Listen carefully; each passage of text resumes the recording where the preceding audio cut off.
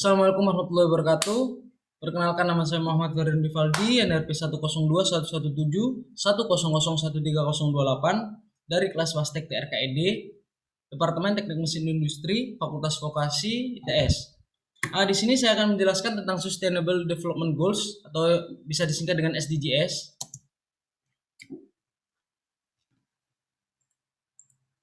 SDGs sendiri merupakan suatu rencana aksi global yang disepakati oleh para pemimpin dunia, termasuk Indonesia, guna mengakhiri kemiskinan, mengurangi kesenjangan, dan melindungi lingkungan. SDGs sendiri berisi dari 17 tujuan dan dengan 169 target yang diharapkan dapat dicapai pada tahun 2030.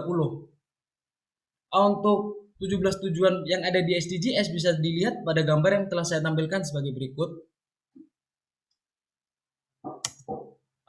Di sini untuk pemfokusan saya akan membahas tentang SDGs pada poin pertama, yaitu tanpa adanya kemiskinan.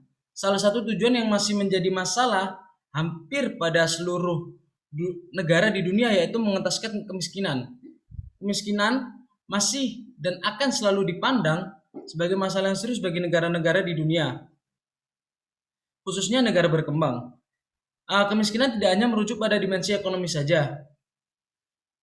Kemiskinan di Indonesia masih menjadi masalah yang serius sejak era pasca kemerdekaan hingga saat ini.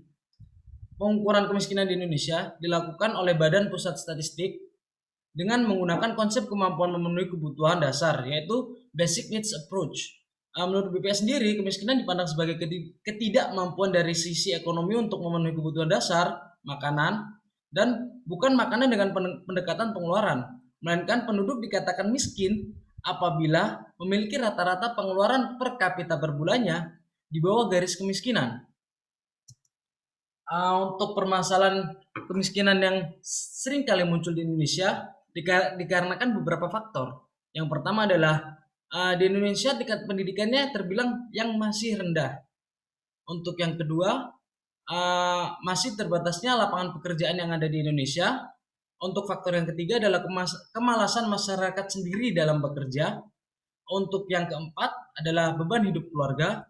Untuk yang kelima adalah keterbatasan sumber daya, entah sumber daya alam maupun modal untuk masyarakat itu sendiri. Solusi yang diambil pemerintah Indonesia untuk mendorong angka kemiskinan di Indonesia adalah yang pertama, dengan mendorong pertumbuhan ekonomi yang inklusif. Dalam tataran mikro sendiri, masyarakat di bawah garis kemiskinan nasional diberikan beberapa bantuan pangan, beberapa bantuan non tunai, bantuan keluarga harapan, dan lain sebagainya. Untuk yang kedua adalah pengembangan pusat-pusat pertumbuhan ekonomi di luar Pulau Jawa untuk memperkuat infrastruktur. Yang ketiga adalah reformasi anggaran subsidi. Ini alokasi untuk subsidi BBM dialihkan menjadi transfer ke daerah dan dana desa dan lain sebagainya. Contohnya seperti itu. Untuk yang keempat adalah peningkatan anggaran perlindungan sosial. Dan yang kelima yang dilakukan pemerintah Indonesia adalah memperkuat ekonomi domestik. Berikut adalah presentasi dari saya. Apabila ada salah tutur kata yang kurang berkenan mohon dimaafkan. Assalamualaikum warahmatullahi wabarakatuh.